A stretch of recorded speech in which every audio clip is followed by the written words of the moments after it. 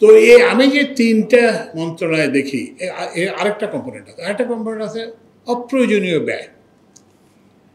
আমি আপনি জানেন যে আমি ওই রেলপথ মন্ত্রণালয়ের উপদেষ্টা। তো ওখানে যে দেখলাম যে একটা কি বলে যে পদ্মা রেল লিঙ্ক প্রজেক্ট। তো আমি আসছি একটু যে জানতে, তো হয়তো আমি তো বাইরে থেকে দেখতে গেলাম, বললাম যে এটা কি অবস্থা এই প্রজেক্টের। তো খুব প্রেজেন্টেশন, খাবার দাবার খুব চমৎকার।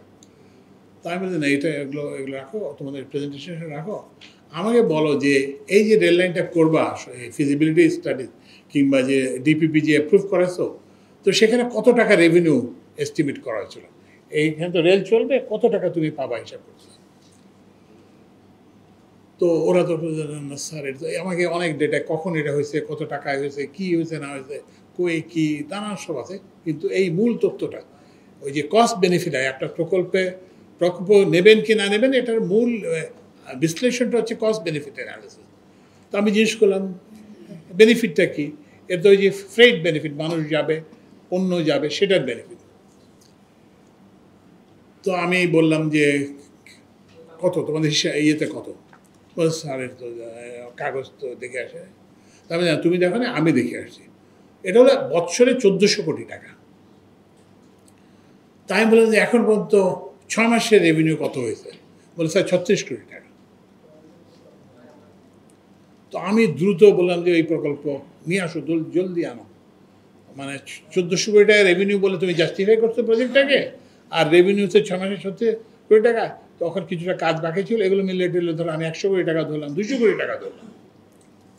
তাহলে তার দ্রুত জলদি এটা নিয়ে আসো, কালকে যেয়ে আমি কিন্তু আমাকে প্রজেক্ট ডকুমেন্ট দেখাবো, আমি কি কি খরচ হয় নাই বলো।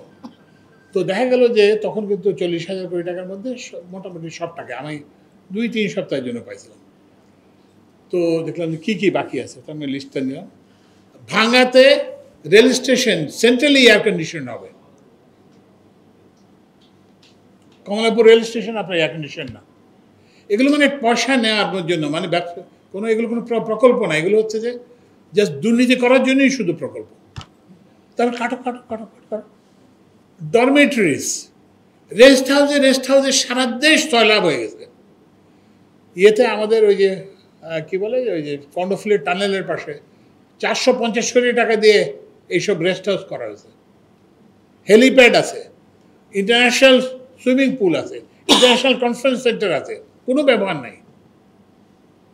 তো আমি এই জাতীয় আমি বললাম কাটো করো।